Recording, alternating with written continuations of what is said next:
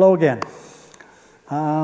This little turn talk is going to talk about the effect on decision-making in public education of the last 10 years of educational reform, from the national level to the state level to local level. It's a theme that doesn't get addressed very much, and I want to basically then talk about what I think are the effects of the changing roles and levels of decision-making. And I'll end, if you will, with a little footnote that says we may be in for another shift again. Right? So let's drop back to 2001, 2002, not so very long ago, and we get a rather interesting, powerful, not just Bush-driven, Republican governor-driven piece, but everybody forgets that this came out of Mr. Kennedy's Labor Education Committee. Right? No Child Left Behind, in some senses, is the last kind of movement out of that committee with a great educational leader in Senator Kennedy, at least in my judgment. And it came in such a way and with such force that it changed forever, at least forever as far as we know it, changed forever the role of the federal government in the definition of the what, but particularly the how of public education, and in some senses changed the role of the states in the process.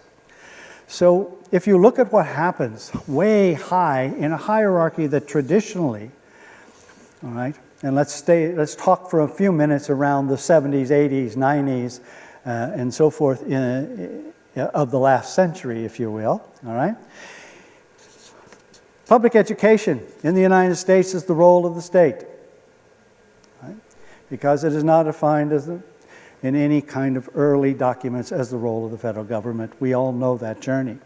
For all intents and purposes, this was a very light touch for the most part with respect to the role of the state by state across the country. There were 4 or 5 that had reasonable resources and staffing at the state level to do certain kinds of things quite well, but in general, all right, we basically lived with another model of local control, all right, within the state itself, with decision-making around not just curriculum and the sacred kind of triangle and the classroom of curriculum, measurement, teaching, and so forth, but basically the direction, the pace, all right, the resourcing particularly, all right, of how much this community, all right, had to pay for this kind of delivery. All of that happened at the local level. All right. And the union, interestingly enough, because this was the place where decision-making was made, particularly around the resources, all right, this is, of course, where they built their lean-to, because this is where the bargaining occurred in terms of pay, benefits, working conditions. All right? So for all intents and purposes, up until this moment, 2001, 2002, and No Child Left Behind, this is the reality of decision-making for all intents and purposes, with some reality here and a certain set of entitlement title programs coming from the federal government make up somewhere between 6 and probably 12% of what gets spent down here. Present, no question, present by money, some direction, but not much effect on classrooms. In one moment, a piece of legislation called No Child Left Behind, right? ESEA, elementary and secondary empowerment legislation, does a series of things in one swoop. And then the next 6 or 7 years, it plays itself out because there are timing and sequences involved in this piece of legislation. So I just want to point out the bigger pieces of this, but I really want to get to the point of what it does long-term to the decision-making in public education. So No Child Left Behind says there will be, you will states, all right, 50 states, you will set standards for your children, all right? And you will basically say what it is they're supposed to be achieving in the major areas, all right? Another major kind of requirement is that you will measure it by child regularly, all right? That is, those two together in some senses. Now you'd say, are you telling me that we didn't measure? And are you telling me we didn't have standards? In general, I'm saying at this level, the federal government felt that it was extremely uneven, and there's enormous amounts of data that there are huge blocks of the states who did neither one of these things and let it happen here quite unevenly across the country. So for that, I think in some senses that was true. Senator Kennedy, there is a lot of apocryphal kind of quoting of him, but we do know that several times at the end of this he said to the union leadership at the national level, we are going to have measures and standards because I can't any longer support not having them. Right? So in some senses that's a Rubicon that is crossed. All right? Probably for our good, we're going to have to go back and talk about what that's meant because it has gone haywire over 10 to 12 years. Haywire over two very different administrations. Haywire for a bunch of reasons because there's been almost no movement around ESEA legislation and interpretation except for the beginning piece around another piece of federal mandate about 4 or 5 years ago. But let me stay with No Child Left Behind. Standards, measurement, all right? Some sort of kind of threat that gets spelled out quite clearly, but there's going to be accountability, all right? It isn't simply we're going to measure it and then publish it. There are going to be, in some senses, repercussions. And there's some language here that you have 2 or 3 years, if you all remember back that far, in which you establish some sort of a baseline. You could do it 1,000 different ways. The subtext language of safe harbor and all sorts of things were in account. But eventually you had to say, this is where I'm starting from. I give up. I'm starting from somewhere. All right? And I will live and die on that. And it's very important kind of how that got done, because right in behind this is a piece of, if you will, almost corporate language.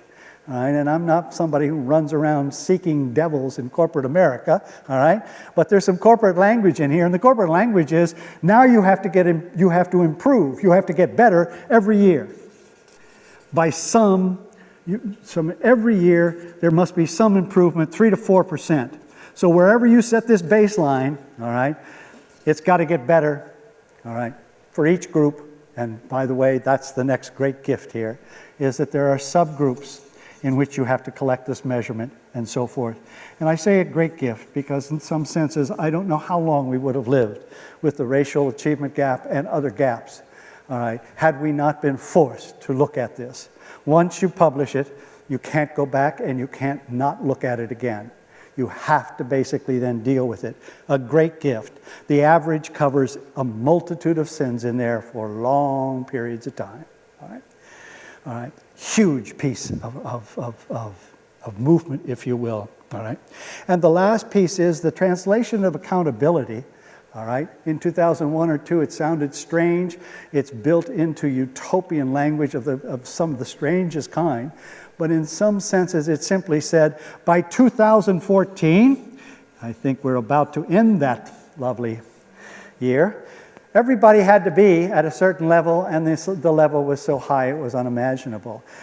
So somehow, wherever you started, this forced machinery was going to take you to some sort of level of, if not perfection, at least close. All right?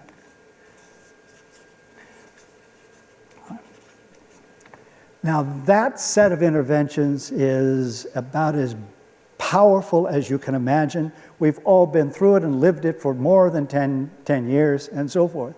What I want to now do is step back. I want to add one more piece, actually 2 more pieces, because it's almost unimaginable, all right, what happens in the next 5 or 6 years.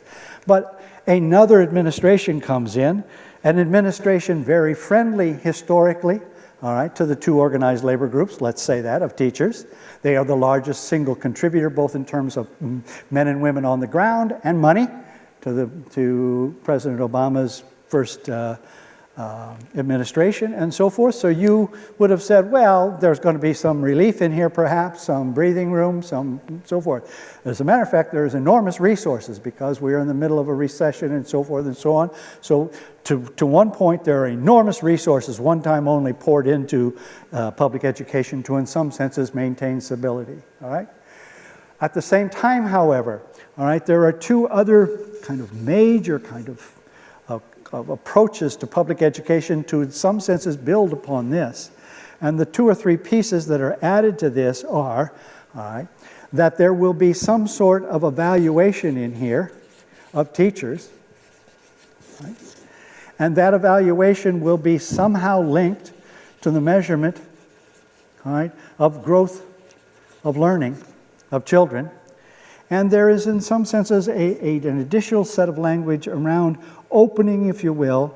Nobody is able to compete even for these resources if there's any kind of cap on charter schools and so forth. This must be not a prejudice against them in terms of state or local rules and so forth in order to somehow have access to federal dollars and so forth in this program. And of course the piece underneath it is that this is, for the first time in the history of the United States in terms of education, competitive grants state to state, and then eventually local administration as well, local school districts. So that's a kind of a combination that is enormously powerful as it gathers steam, if you will, and is driven by resources, money, and legislation. The part that I want to pick up here is, in some senses, what happens at several levels here as one basically imposes a last piece that no one would have expected here. Because all of this is still premised on the fact that the states are spread out across the country in varied ways with respect to even their agenda about what they're trying to do with education within the larger country, let alone the resources and the skill base they have at the teacher training level and so forth. At that moment comes this amazing kind of coherence, or at least coming together, all right, of 45 of the states into a coalition of something called the Common Core, all right, which is politicized enough now 3 to 5 years later that it's dangerous for me to use the term, all right? College and career ready, or whatever else you choose to call this, all right, at least in polite company, all right? The Common Core, in some senses, just basically what you need to know about it in terms of structure is, obviously, the 2 pieces we do know. All right, it in some senses raises, all right, or at least is the possibility of raising all of the standards, at least in the major areas, the 2 key areas. So the standards go higher to be competitive worldwide and so forth. And the movement through them requires deeper, if you will, examination and problem solving with it. And therefore, the pedagogy must change as well. Now, what I want to point out, which everybody would point out who's listening to this, when you change both the higher standards and the deep change in pedagogy at the same time, that this is cranking out around not only accountability, measurement, growth of subgroups, but now the evaluation based on those measurements, all right, of every professional. And you have compounded this 8 to 10 years, 4 to 5 years, 2 to 3 years, but it is all hooked together. This thing starts to grind at very, very fast, high speeds without any of the kind of preparedness one would have to accomplish this, all right? It's not only too much to do, it in some senses is a profound shift in all of the pieces that drive the machinery of public education. And the piece that I want to pull out is the following. When you do all of that, you change everything around the what of education, the how of education, and in some senses, even the who. And so this is the kind of moment I want to move to this other model and just make a couple of comments for discussion. And this would be the following. When the federal government comes in so powerfully at the state level, and then you add to it, all right, you add to it the basic threat. And then the second piece of legislation that moves to, all right, competitive grants and some of these out in front of others around the evaluation, the measurement, and so forth. What you do is you basically, and overnight, this group becomes enormously, whether they like it or not, whether they're able to do it or not, whether they have the resources to do it or not, they have to step up to a series, not just of these, but then the second piece of legislation of Secretary Duncan and President Obama, in which not only No Child Left Behind is in some senses adopted and held, but it is being driven then by a teacher evaluation / measurement of children piece. I'll come back to the charter. I've not forgotten it. All right. So all of a sudden, if you look at what's being happened in terms of the measurement, of course, is being done here at the school level and at the classroom and child level. And for purposes of evaluation, you in some senses start to collect enormous amounts of data, not just about these children now, but now, of course, you must collect data around the teacher in the individual classroom.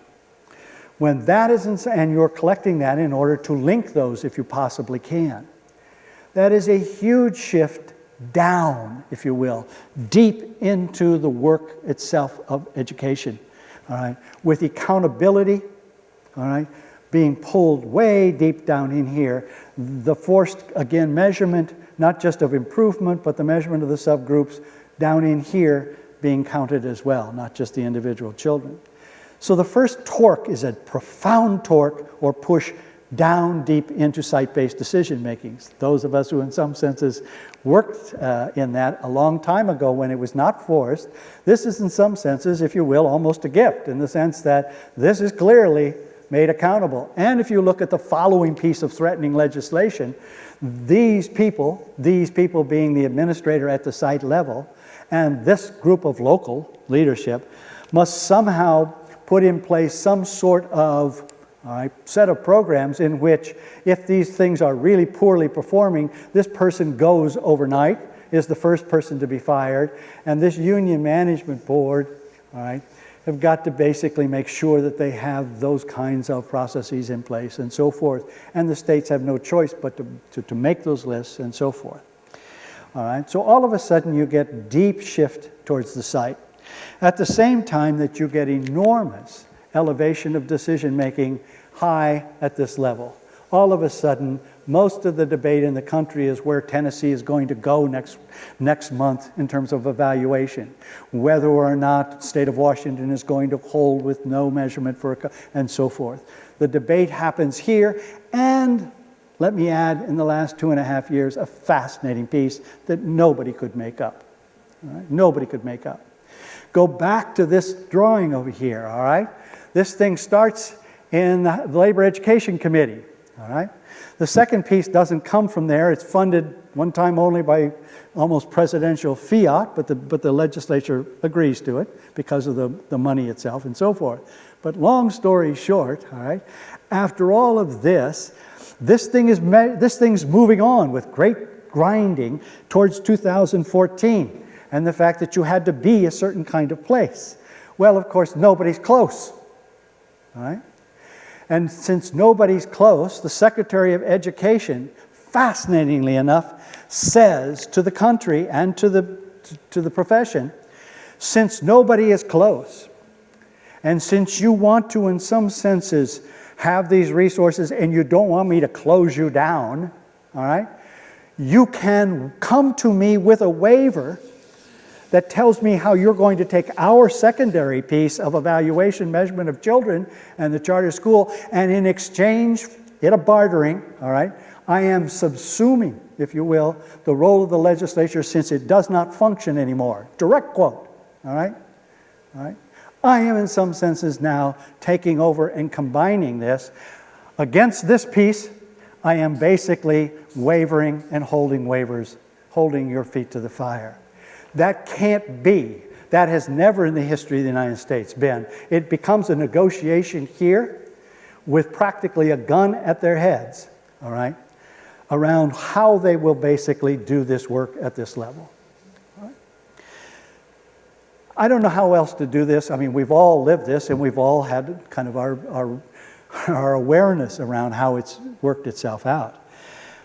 I guess the last piece you would say is that up until at least 2000, late 14, until 2013, all of this was still in some senses in negotiation. The waivers were being negotiated up until the Northwest and California, which were the real holdouts there, and our beloved state of Illinois, all right, for various reasons. But the waiver process between feds and states was ongoing.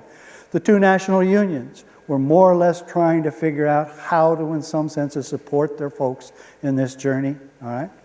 And all of this was in some senses being driven by now the Common Core, and all focus around all of this moved at this level to trying to figure out what the Common Core standards look like, how they translated into curriculum, all right, and how in the world one would change pedagogy to support that. In some few states, not only was that happening, but the machinery at the same time was rolling out to match, do the evaluations, all right, and go real time with the evaluations of teachers based on children's score. About a year and a half ago, we know that many people, including TURN and its representatives, went to Secretary Duncan several times and said, the machinery is off, this is way too fast. Even if it were correct, you would need another 2, 3, 4 years of preparation in order to put it in place. And although I think we received polite kind of entertainment, listening, I think with respect as well, the two unions were certainly going there with the same kind of message. There was also a lot of other voices going there with the message of saying, stay the course, don't back off, don't let anybody off the hook. All right. Long story short, if you came to the summer, a couple of legal decisions, a couple of public kinds of approaches, plus the fact that in several of the key states, including New York, this thing did go real time, and large local after large local ended up with 30–40% of their teachers on some sort of improvement plan and so forth. Well, we moved too quickly without the appropriate preparation to the point where in New York, among other places, but New York is the important one, the thing breaks. And in some senses, politically, almost no one then can live with the fact that 40% of these folks, all right, are somehow not doing their job. And of course, the data becomes crystal clear that if you are in poor districts, all right, and districts with any kind of struggle around economics and social issues, then in some senses you're automatically a dysfunctional teacher and so forth. Both unions have to, in some senses, stop dead in their tracks and begin to back up. All right. National voices become very quickly in the summer of 2014, spring. Everyone begins to back off, at least with respect to the evaluation timing and so forth and so on. The only point, I think, is that we are now probably in a time of correction. We've always, in some senses, done this, I guess. The thing moves out. It addresses some issues. It addresses them in some senses too hurriedly. It goes into the political morass in which this somehow gets pushed out in bizarre ways. All of the stories are out there now. If this thing moves into any kind of judicial setting, all right, with the lack of preparation and the lack of research, this thing is bound to, in some senses, sag and fall. It can't be defended in terms of its old approach. And so we've reached a moment in which you can feel this thing beginning to stop. But it's really important for all of us to think through some other issues that have basically been called during this journey. The first issue is this thing will mitigate itself. We will end up with probably some form of higher kind of standards, and fewer of them going deeper. And we know that across the country there are teachers who are saying, yes, for all children, let's go higher and let's go deeper. All right. I think in some senses we're a year or two away from looking at very demanding measurements out of the two coalitions that were asked to build the measurements. They are going to be very difficult, and children are going to find them very difficult, and we're going to have to back up a bit on those, but probably the right direction. Second, as you know, because of the numbers, we're going to have to do that electronically, and 50% of the country is not ready for that in any which way, either in terms of hardware in the rural America or in terms of kind of the skill level of our children at this stage. So we're going to have problems with both the degree of difficulty of the test, and we're going to have problems also with its delivery, its simple execution. All right. All that aside, the politics have changed and are in the process of changing as I'm speaking. All right. So what do we need? We still need a place where the professionals who are doing this work at this level and who know it profoundly can continue to basically share information with one another around how to take the pedagogy up and deeper at the same time. how to work with one another in intensive ways that we've never had an experience with. This thing, in some senses, called the Common Core, did one thing. It loaded with deep, profound work all the professional learning communities across the country. If we didn't have anything to talk about 5 years ago, we sure as hell have it now, all right? And that means that they are into each other's business in wonderfully supportive, all right, and powerful ways across the country. That leads us to all sorts of wonderful thoughts. That is to say, if we are still at Turn and other places like us, able to create safe places with administration and local leadership gathering together to listen to the voice of the professionals around what we should be doing and how fast, good ideas around pace and direction, and we bring in the best practice we can find in the country, all right, to basically help us understand that, it is a way through this initial phase of testing nationally and continuing, in some senses, the improvement of the profession. After all is said and done, the unions have one of two ways to go here. One is, in some senses, to use the negative backlash, the too much, too fast, swallowing, and so forth, to simply have the tools to stop this. Here would be the downside of that.